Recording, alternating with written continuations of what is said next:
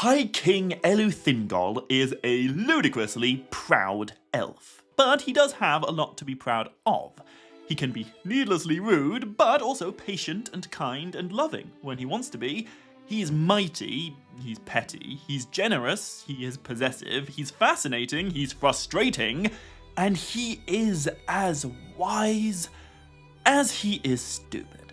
He's also about as close as the Silmarillion gets to having a main character.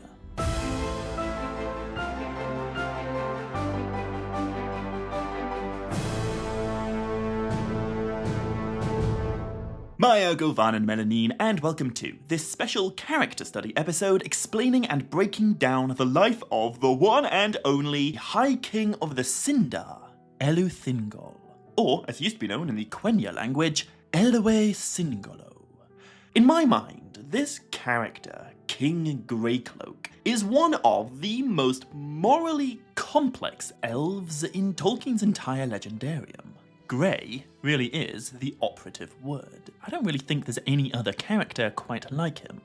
At his best, Thingol is a majestic figure. He's a bastion of resistance against the rising evil that casts so much conflict over the First Age. At his worst, he is that conflict.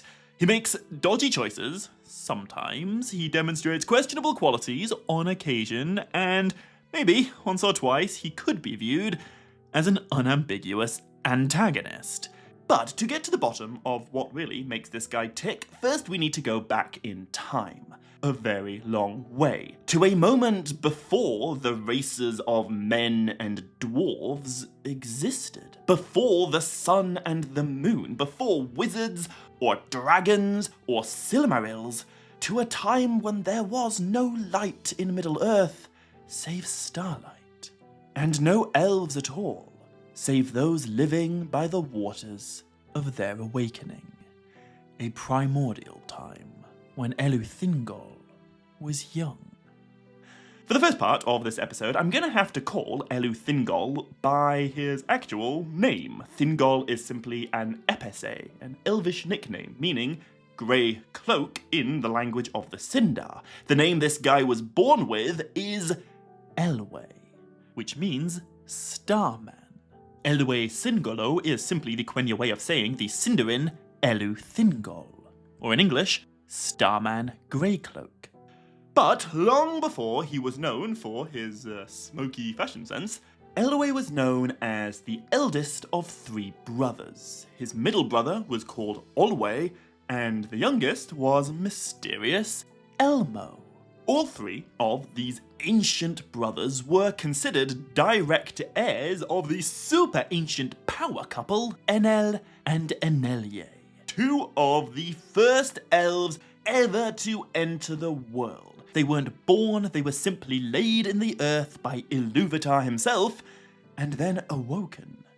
They are also the founders of the Enelye, the third and largest great clan of the Eldar, who will soon become known as the Teleri, before sundering into a few separate dark elvish clans, including the Noldor, the Falathrim, and the Sindar. But we'll get to that. To be honest though, it is actually quite tricky to figure out exactly when Elwë was born. We have a roughly 450-year-long margin for error. But in the nature of Middle-earth, we are told there were 5 generations between the very first elves ever to awaken, including Enel and Enelye, and Elwë's generation, which means he and his brothers are great-great-great-great-grandsons of, effectively, an elvish Adam and Eve. I also want to point out there is another member of this extended family, a similarly aged kinsman of Elwë's, who's gonna go on to be known as Círdan the Shipwright, my joint favourite elf. And although his story begins here at the start, only 5 generations from the origins of the elvish race, Círdan will continue to be relevant even after the ending of The Lord of the Rings. On that story's very last page, Círdan is the guy who welcomes Frodo and Bilbo aboard the White Ship. he is the Lord of the Grey Havens, and by then he will be the oldest named elf to appear anywhere in the Legendarium. In The Lord of the Rings, he is ancient beyond belief, but back in the day, by the Waters of Awakening, he was a young, distant cousin of our guy Elwë. Anyway, Elwë first becomes an important player in Elvish history shortly after the cataclysmic war for the sake of the Elves, in which the Valar and their Maiar destroyed a vast swathe of Middle-earth in order to capture the Dark Lord Melkor and bind him in an unbreakable chain for 3 long ages. Then, Orome, the huntsman of the Valar, came to Cuir the Waters of Awakening, and he offered the traumatized elves a chance to journey west themselves and begin new lives in the blessed realm of Valinor under the Valar's guardianship. But before anyone has to commit to making this great migration, the Valar first choose 3 elvish ambassadors to go ahead of everyone else, take a look at the Blessed Realm, and then return to Cuir to tell the others whether or not it's worth the journey. Of the first but smallest great clan that's going to go on to be known as the Vanyar, a guy called Ingwe was chosen. Of the second clan, soon to be the Noldor, Finwë was chosen. And of the third but largest clan, the future Teleri, their ambassador was, who else but Elwë.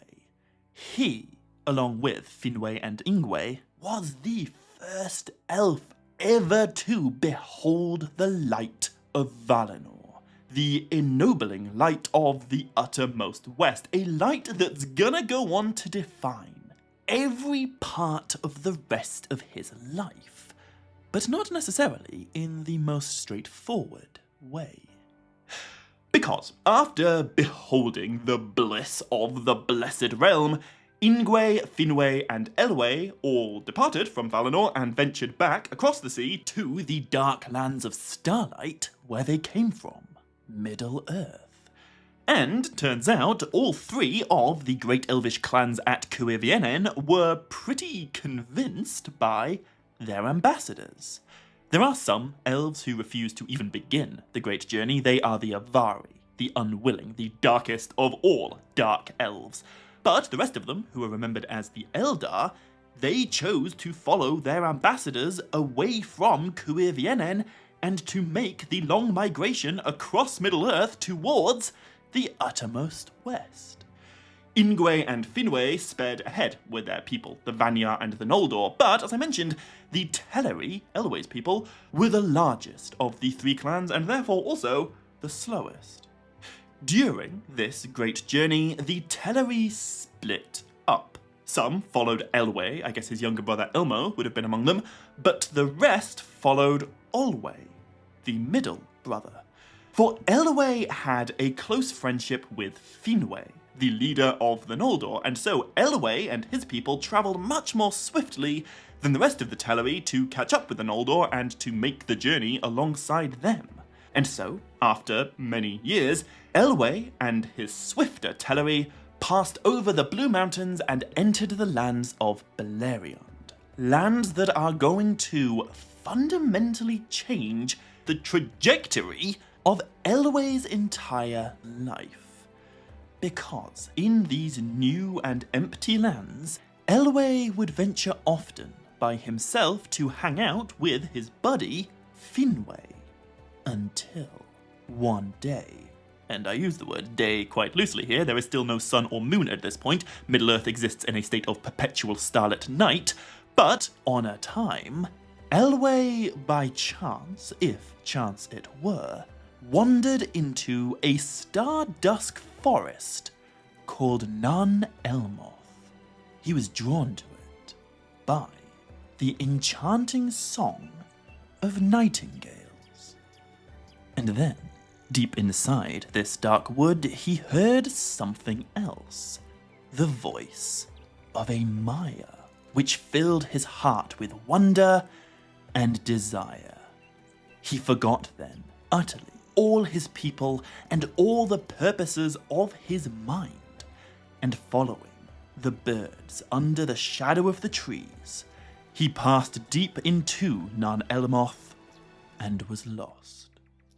At last, he came to a clearing under starlight, and there, for the very first time, he laid eyes upon her, Melian, of the race of the Ainur, who is wiser than any child of Middle-earth.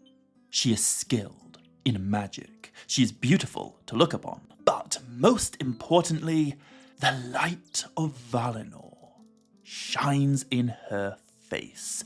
The thing Elwë desires most is no longer an ocean away, it's right in front, standing under starlight, staring back at him. And so, Elwë takes her hand. He speaks no words, but straight away a spell is laid upon him. He gazes into the light that shines from her face, and he is filled with love. From his perspective, he just kinda stands there, holding her hand, beholding his future wife. However, from the perspective of everyone else in Beleriand, 200 years pass. Or 3,000 years if we go with Tolkien's much later but unfinished ideas about the timeline. Stars wheel overhead. Ancient trees grow tall and dark around them, but Elwë and Melian both remain wordless in their enchantment. Whilst outside of Nan Elmoth, the story of the Teleri continues. During those 200 years where Elwë is lost in the woods, Olwë led his slower group of elves into Beleriand, although not all of them. Some of the Teleri were too afraid to cross the looming misty mountains, so they instead remained in the vast woodland to the east of those mountains that'll one day become known as Mirkwood and Lothlorien. They sunder from the rest of the Teleri and become known as the rustic Sylvan Nandor, Wood Elves. Anyway, Olwë lingers for a long time in Beleriand searching for his brother Elwë, but eventually he is forced to move on. He leads a significant portion of the Teleri across the sea and brings them to Valinor. He replaces his brother as their High King. For a few centuries, Olwë's Teleri dwell on Tol Eressëa, which is an island just off the coast of the Blessed Realm, but in time, Olwë founds Alqualondë, the stunningly beautiful city of the Teleri that lies on the easternmost shore of the uttermost west.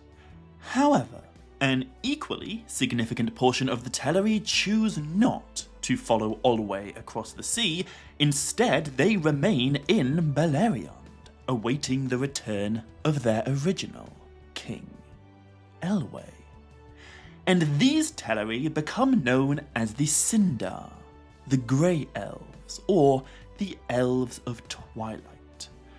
I should also point out there's one more group of Teleri in Beleriand, and they are known as the Falathrim, the coastal elves who made it all the way to Beleriand's western shore, but then opted not to take the final step of crossing the ocean and journeying to Valinor. These guys live in some of Middle-earth's seaside havens, and they are led by Elwë's kinsman, super wonderful, epic, incredible Círdan the Shipwright. Anyway, that's the situation Elwë finds unfolded once he finally does emerge from Nan Elmoth, 200 years later, with Melian. Finwë and the Noldor have moved on, so have a great many of the Teleri, but those who remain, those who recognize Elwë as their High King, also recognize this guy's really changed since he disappeared 2 centuries ago. Elwë has always been tall and fair and noble, but now he stands almost like a Maya himself. His hair is the colour of silver. His eyes shine with starlight, for Melian has lent him a great deal of her power. Also, we are explicitly told now he is the tallest of all the children of Ilúvatar ever to exist, which is interesting because we are also told elsewhere that Elendil the Tall, that's the father of Isildur, was 7'11". That is 2.41 meters. So, look, I know canon is not the easiest thing to talk about in Tolkien's writings, but the evidence suggests Elwë was, quote-unquote, canonically, at least 8 foot tall. And he is unique for another reason, too. In Tolkien's writings, there is an important distinction between the High Elves, the Calaquendi, who have beheld the light of Valinor and are enriched by it, and the Dark Elves, the Moraquendi, who lived in starlit Middle-earth and thus weren't ever ennobled by the divine light of the Blessed Realm. The Noldor and the Vanya and the Teleri who followed Olwë to Alqualondë, they are all High Elves. But the Sindar, the Falathrim, and the Woodland Nandor are all Dark Elves, except for Elwë. At this moment in time, he is the only elf in the entire world who has been to Valinor, who has seen its light, but isn't currently living there. He is the only Calaquendi in a continent full of Moraquendi. And that's part of the reason why Elwë's Sindar are known as Grey Elves. They are all Dark Elves, but their king is not. And their queen, Melian the Maya, has the light of the Blessed Realm shining in her divine face. The Sindar are therefore much more ennobled than any of the other Dark Elves of Middle-earth, but they are nowhere near as enlightened as the Calaquendi in Valinor. They are Elves of Twilight. And as the years passed, the language of these Twilight Elves changed. No longer did the Sindar speak the Quenya tongue of their ancestors from Cuiviénen, or their kin in the uttermost west. Instead, they developed Sindarin, the other iconic Elvish language. And so the Quenya name Elwë Singolo became Sindarinized into Elu Thingol. You might be wondering, how can a language grow and change and evolve when all of its speakers are immortal? That is a very good question, and it illuminates an integral part of Elvish customs. I'm going to talk about this more when we get to the story of Gondolin, but in Tolkien's writings, language is used as a marker for culture. So, when a new Elvish culture emerges and establishes itself as distinct, the elves of that culture will deliberately develop a new language to illustrate it. It's why the Quenya language changed after the Eldar left Cuiviénen and sundered from the Avari. It's why the Sylvan Nandor have their own woodland language, and it's why the Sindar adopt Sindarin.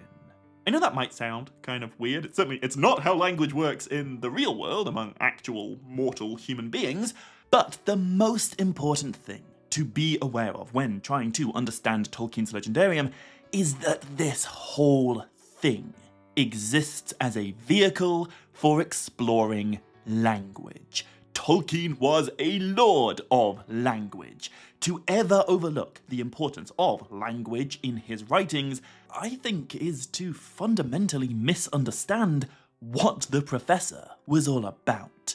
Everything we associate with Middle-earth sprang from a linguistic starting point. Anyway, in the centuries that followed, Elu Thingol and Melian the Maya got married. They had an extraordinarily important daughter together, Luthien, the half-elf, half-Ainu, and about 950 years later, upon Melian's suggestion, Thingol formed an alliance with the Blue Mountain Dwarves of Belegost. Elvish knowledge was combined with dwarvish skill, and also a Maya project manager. And eventually, the subterranean city of Menegroth was delved, the 1,000 caves that will eventually become the capital of Thingol's Sindar kingdom for centuries to come. These dwarves were paid in both knowledge from Melian and great wealth from Thingol, including an enormous white pearl called Nymphelos. And this marks the beginning of a prosperous interracial association between Menegroth and Belegost. Now, for the first 1,705 years, Thingol's rule of Beleriand was fair, firm, and unchallenged. Beneath the eternal night sky, there was peace and poetry and song. Until something quite curious started to happen. Suddenly, there came an influx of new elves into Beleriand, very distant kin of the Sindar, migrating from the great forests on the far side of the Misty Mountains. These are wood elves, Nandor, sylvan folk who came into Thingol's realm, not because they particularly desire to be his subjects, but because they are terrified of what's rising in their own. These wood elves become known as the Lyaquendi, the Green Elves, and they arrive in Beleriand telling troubling stories of monsters. Back in their eastern forests, these people have been attacked by orcs, which isn't exactly shocking to the Sindar. Slowly but perceptibly, evil has been stirring in Beleriand too. Orcs and other foul things that walk in wolf shapes are prowling through the wild. Peril is closing in on the peace-loving dark elves. So, Thingol commissions his dwarven allies again, this time to forge his people weapons of war. I think it reflects quite positively on Thingol and Melian that even though they've known nothing other than peace for 1,700 years, the moment they discover orcs roaming in their land, they invest heartily in defense. Lesser rulers, I think, might have assumed the winds of their good fortune would never turn on them, but Thingol and Melian have foresight. They know that their own people have limited skill in crafting weapons, so they pay instead for dwarvish steel. And they welcome the Lyaquendi newcomers generously. Thingol's Sindar protect the Green Elves, but they don't impose upon them. The Lyaquendi are gifted large swathes of land in the summery south of Beleriand, but Thingol demands nothing of their king in return. Not even homage. I bring this up because in a few minutes I'm going to talk about Thingol's reaction to another group of elvish incomers arriving in his kingdom, and I just want to make sure it's on the record, he did a really good job the first time. Throughout the following 1,600 years, Thingol and Melian protect all the elves of Beleriand. They enrich the dwarves of the Blue Mountains, and they prepare for the moment when their long age of peace is, ineluctably, going to come crashing down. Because on the far side of the sea, over in the blessed realm of Valinor, things had turned into quite the train wreck, to be honest. After 3 ages of imprisonment, Melkor was finally released from his unbreakable chain, and that turned out to be a mistake. You're not gonna believe this, but Melkor, the Dark Lord, went straight back to being a dick. He teamed up with a giant evil spider, Shelob's mother, in fact. He destroyed both of the magical trees that give Valinor its divine light. He stole Feanor's Silmarils, acquired the nickname Morgoth, and then, with a hop, skip, and a jump across the sea, landed in, of all places, Beleriand. Now, Thingol and Melian have real problems to deal with. The first of which is that giant demonic spider, Ungoliant. who has now grown more powerful than even Morgoth himself, and would have actually destroyed him if not for the intervention of all the Dark Lord's Balrogs. They chase Ungoliant south, and before long, she enters the lands of the Sindar.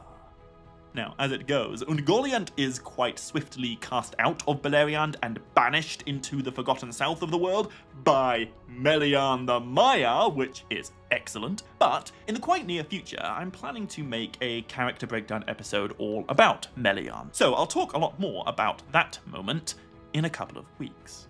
But what I want to focus on right now is Beleriand's first ever battle.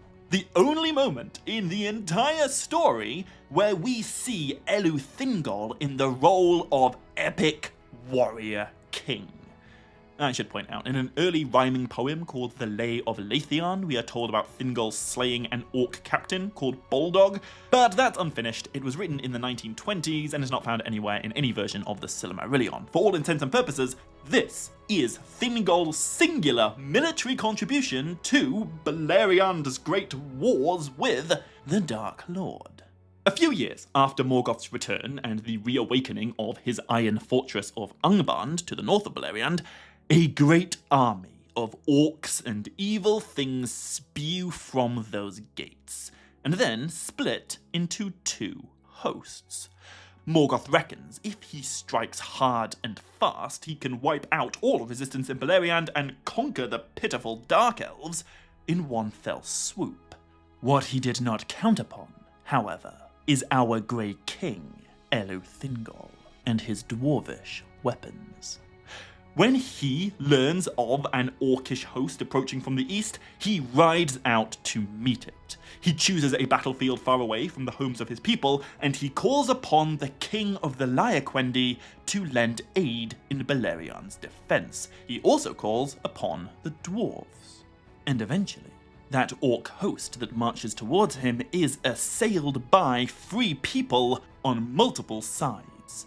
However, while the Sindar are wielding their dwarvish weapons, the green elves of the summery south wield only slender bows, and they wear no metal in their light armor. Against the iron-clad orcs, the green elves are overwhelmed and eventually surrounded. In the end, Thingol's company break through the orc host, and the survivors among the Lyaquendi are saved. But for the king of the Lyaquendi, and for many of his kin, it is too late. He died upon Beleriand's very first battlefield. Thingol did win his one and only military engagement, but it was far from a glorious victory. The peace he'd never known anything but was now shattered. His army routed the enemy that remained, and dwarves of Mount Dolmed disposed of the orcs who tried to flee, but after that, for the first time in their history, the Sindar and the Lyaquendi had to deal with the reality of death on a massive scale. I would speculate probably more elves died in this battle than all the elvish deaths put together throughout the 3,300 years preceding it in which Thingol and Melian have ruled Beleriand together. I think this battle has an enormous impact on Thingol's psyche moving forward. And honestly, I've only talked about half of it. I mentioned the great orcish army split into two after leaving Angband. Well, Thingol destroyed the eastern host, but while he was doing that, the western host ravaged the lands of the coastal Falathrim. They besieged the havens of Círdan the Shipwright. As it goes, Círdan's people were eventually rescued by the coming of another elvish host, I'll get to that. But after this battle, outside of Thingol's guarded woodland, the Green Elf Southern Refuge, and Círdan's coastal country, the rest of Beleriand now belongs to the orcs. And Thingol changes his strategy from offense to defense. Following this battle, he withdraws his people into the central forests of Neldoreth and Region, and he welcomes many of the now leaderless Lyaquendi into his realm, where they become known as the Guest Elves.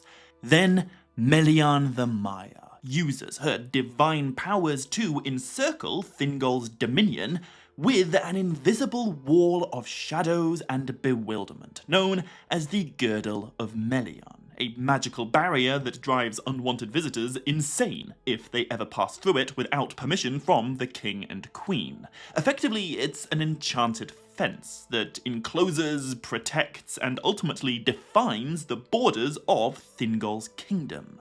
Prior to this, his woodland realm was known as Eglador, but for the rest of history, it will become known as Doriath, the land of the Girdle.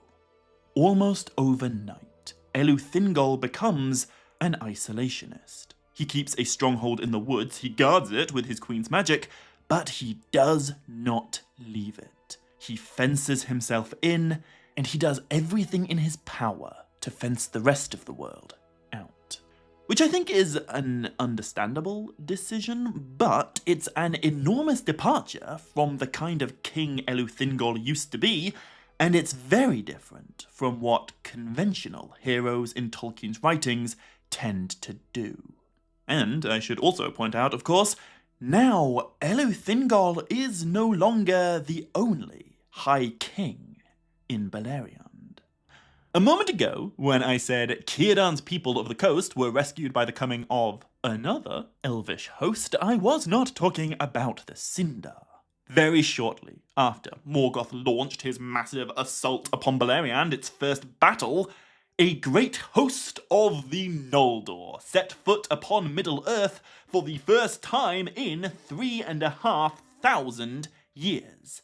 And these high elves, these Calaquendi, were not armed with slender bows. They were not primarily lovers of music and poetry and song. They did not live for millennia under starlight. They were enriched by the light of Valinor.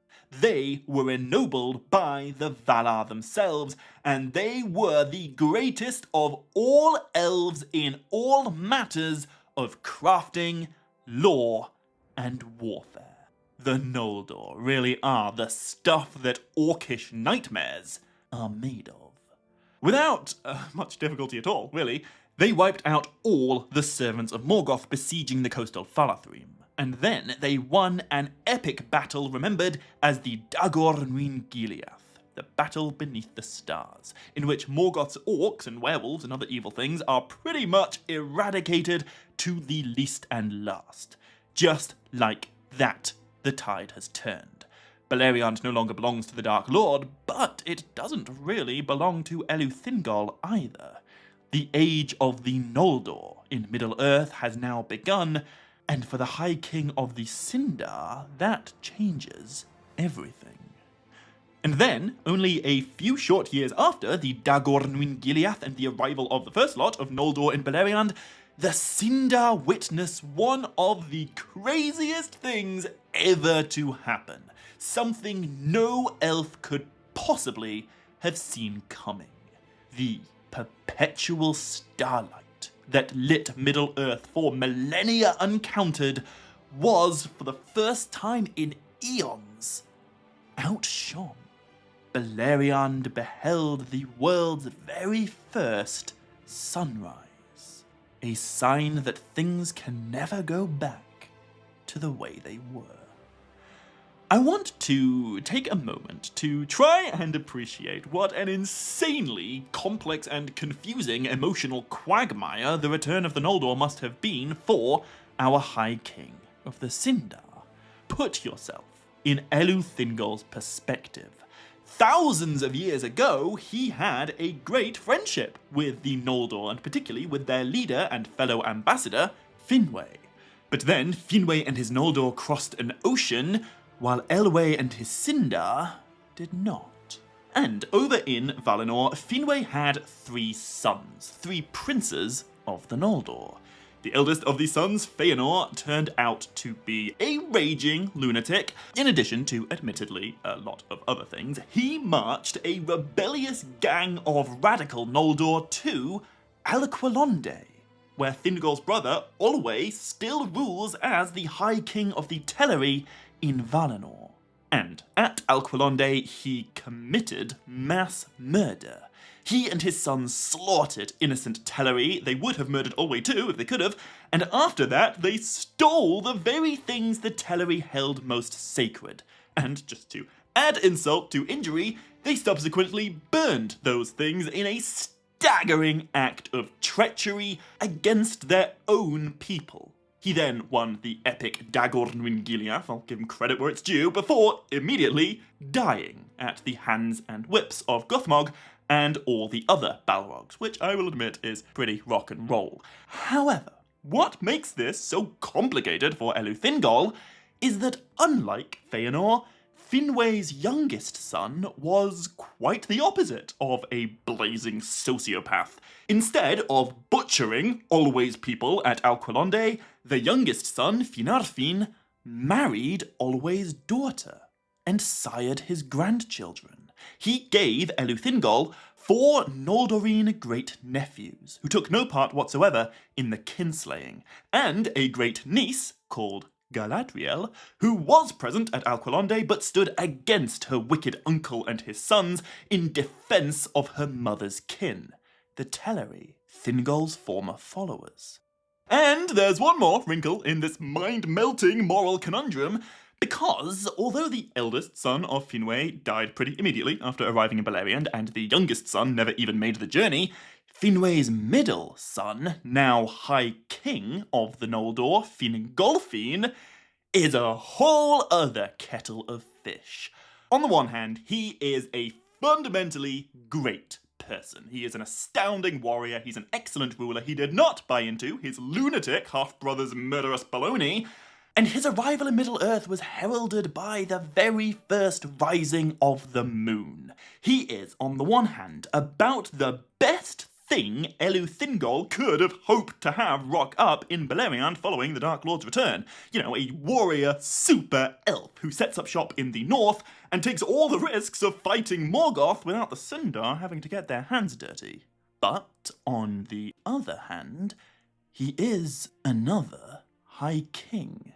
He's robbed Thingol of his distinction as the only High Elf in a world full of Dark Elves, and he's usurped his place as Beleriand's main character. For the first time ever, the King of the Sindar isn't the coolest elf in the playground. Sure, he's tall and he's got an immensely awesome wife, but he's now confined to a hidden kingdom. His elves are no longer the important ones that everyone's talking about. The Age of the Sindar has dramatically transformed into the Age of the Noldor. Prior to this, Thingol lived a relatively frictionless life for thousands and thousands of years. But now, all of a sudden, friction seems to be everywhere. There's a Dark Lord in the north. There are loads of Noldor, there's a war, and for half of each day, the stars have gone. I think all of these things combined plant a bitter seed among Thingol's thoughts, and they help to explain his shift towards a thornier and haughtier personality moving forward. And this bitter seed certainly gets watered when Thingol learns the full story of what happened at Alqualondë. Galadriel tells him some of it, but when he learns of the actual atrocities committed in Brother Olwe's city, his already unfriendly attitude exacerbates. I know Fingolfin is spectacular, but his host did take some part in the kinslaying. They were deceived and trying to do what they thought was right, but they are not entirely innocent. Thingol is wise enough not to sever all ties of friendship with the Noldor. They are useful in keeping Morgoth at bay, but he does want to demonstrate that he's not happy about their recent history. So he declares into existence a very specific law. Throughout all of Beleriand, by decree of High King Thingol, none of his people are ever permitted to speak the language of the Noldor. nor ever to answer to it. The Quenya tongue of the incomers from Valinor is forbidden in his realm, and thanks to this decree, that law will become enshrined in history. The Elvish common tongue in Middle-earth will forever be unambiguously Sindarin. By the time of The Lord of the Rings, pretty much all elves will speak Sindarin, though it is perhaps possible that some of the most rustic wood elves in either Mirkwood or Lothlorien might still speak their ancient Sylvan languages. However, very few elves will speak Quenya. Galadriel will, Elrond will, Glorfindel probably also, perhaps a few more in Rivendell and maybe in various wandering companies, but those who do would be speaking an ancient language left over from a life they were living a very long time ago. By the events of The Lord of the Rings, Galadriel is almost certainly the only elf east of the Misty Mountains who has Valinorian Quenya as her mother tongue, and she has no one to speak it with in either Lothlorien or in Mirkwood. It's strange to say, but this is potentially one of Thingol's most consequential impacts on Middle-earth's history. He prevented Quenya from ever really challenging Sindarin as the language of the land, and in the future, the vast majority of people and places with Elvish names will have Sindarin names. Considering what I said earlier about language being a marker for culture among the elves, this feels significant. Yes, the Noldor are great and powerful, we get it. But thanks to Thingol, the Sindar will forever hold the cultural monopoly over language. Which makes me wonder, how long do you think it would take for a Noldorine exile in Middle-earth to start dreaming in Sindarin? There is no answer to that, but it's an interesting thought to ponder. Anyway, I guess this brings us to Thingol's, straight-up antagonistic role in the quest of the Silmaril. I feel it is this story where we see the Grey King at his darkest shade of grey. He comes across as kind of a dick. Now, I am a huge fan of Beren and Luthien, and I think it's fair to say that both of them get somewhat mistreated by Thingol in this story. But for the purposes of this episode, I want to try and look at their story from Thingol's perspective, because although I do not agree with the contents of his decision-making, I can at least see the logic behind it. Luthien, his daughter, is unique. She's not just an elvish princess, she's not just his only child, she is the only one of her kind in the world. Half elven, half Maya. She's an incarnate being, but she has the power of the Ainur running through her veins. She is the purpose of why Elwë was drawn inside Nan Elmoth all those millennia ago. She is what Thingol and Melian's union brings into the world. And Beren is just some newfangled mortal.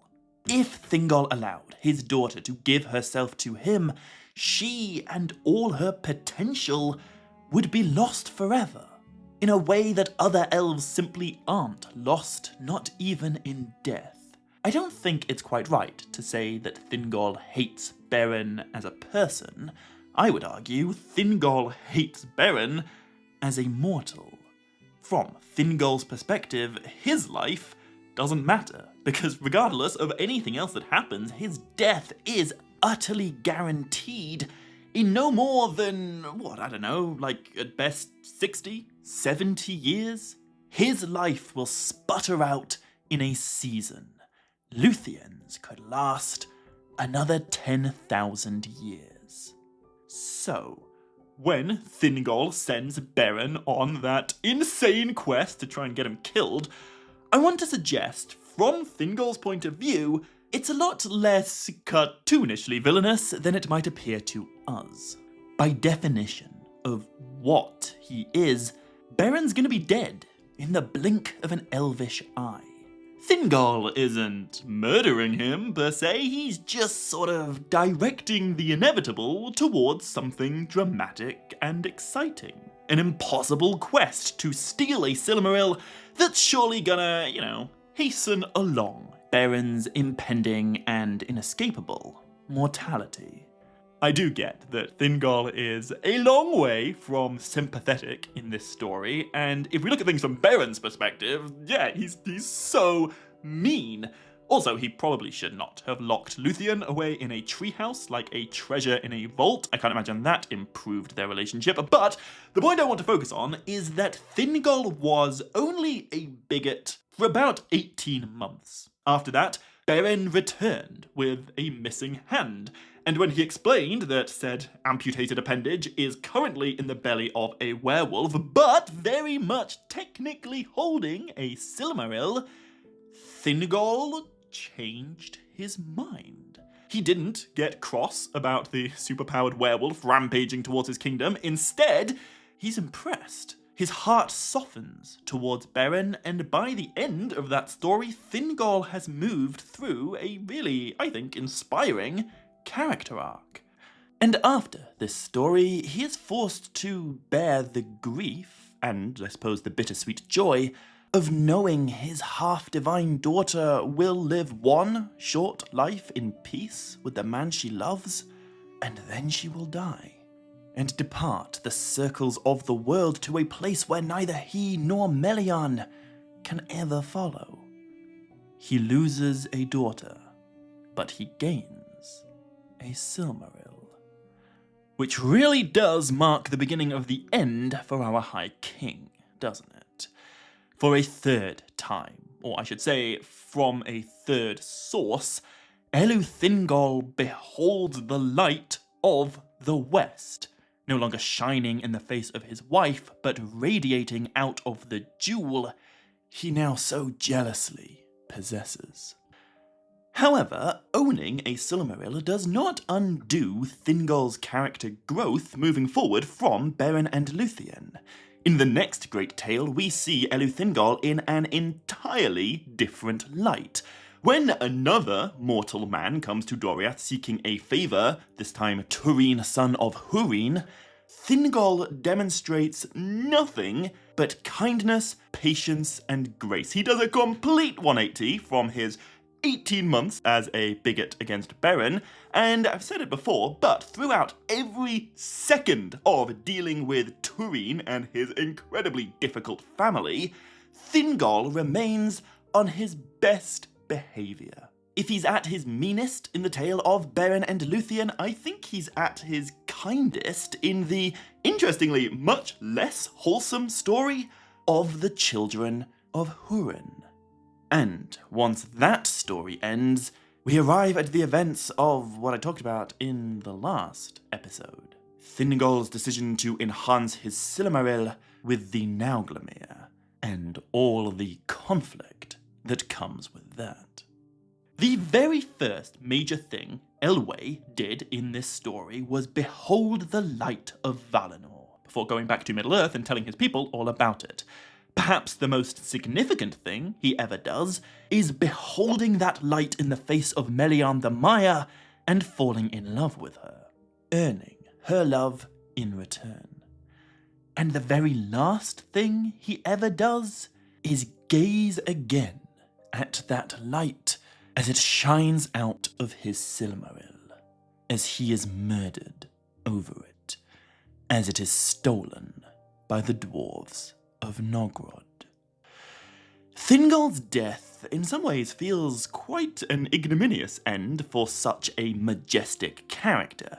You know, back when he was standing under starlight for 300 years and gazing into Melian the Maya's eyes, it would have seemed pretty unlikely his story would conclude with being murdered by dwarves, literally half his size. And yet it does. I'll point out that in Tolkien's lost manuscript called Concerning the Horde, the details of Thingol's death do go a little bit differently. I'll talk about that in the next episode, but the thrust of what happens is generally the same. dwarves demand Thingol gives up what he believes to be his, he throws insults at them, and they overreact in the most brutally bloodthirsty way. Ruin comes to Doriath. However, before I finish this episode, I want to talk very briefly about Thingol's legacy. What he leaves behind once his body turns cold. I already mentioned the whole Sindarine language thing. I think that's a really huge one, but there are a couple of others. Firstly, as mentioned last week, Thingol's murder at the hands of the Blue Mountain Dwarves is an enormous part of why elves and dwarves will go on to have so much animosity and bad blood in future ages. King Thranduil's treatment of Thorin Oakenshield in The Hobbit is a direct consequence of what happened to Thingol 6,500 years earlier. And we can't say this for certain, but it is highly likely, at this time of Thingol's murder, Thranduil was, almost certainly, alive and living in Doriath, with his lordly father, Orophair. He would have been a very young elf, potentially even a newborn, but we can be confident he would have been present. And what's so fantastic about this is Thranduil's son, Orophair's grandson, will of course be a central figure in why this ancient quarrel between elves and dwarves is finally ended. The love that is shared between Legolas, son of Thranduil, and Gimli, son of Glóin, is so historically profound, it heals this 6,500-year-old wound that was opened in the moment of Thingol's murder. Those two eventually sail west to the Blessed Realm together, and thus the feud of the elves and dwarves comes to an end. And the other really big thing Thingol leaves behind with his passing is an heir. I've not really talked about him yet, but Beren and Luthien have a son. His name is Dior Elukil, and what Dior means in the dialect of Doriath is successor. What Elukil means in Sindarin is heir of Thingol. I'm going to throw a few names at you. Aragorn, Arwen, Elrond, Elendil, Isildur, Tar Miniatur, that's the first king of Númenor, Tar Miriel, the last queen of Númenor, actually all the rulers of Númenor in between them, every king of Gondor, every king of Arnor, all the chieftains of the Dunedain Ranges, all of these people are direct descendants of Thingol. For he was the father of Luthien, and she was the mother of Dior, Thingol's heir. 38 years ago, Thingol tried to have Beren killed. He closed Doriath to all mortals, and he showed total disdain for the entire race of men. But in the end, an enormous part of his long-term contribution to history is that he had a mortal grandson. He had an heir who inherited kinship from the race of men and the race of elves, and even from a Maya. And that heir is gonna go on to play a prominent role in what is still to come. So, to make sure you don't miss the next installment in this story, hit subscribe if you haven't already, and be sure to click like and leave a comment on this video if you want to. You can also now support the channel on Patreon or Ko-fi if you'd like to, so follow the links in the description to those pages if you are at all interested. However, until next time, as always, my dear friends, much love, stay groovy, and Navair Melanin.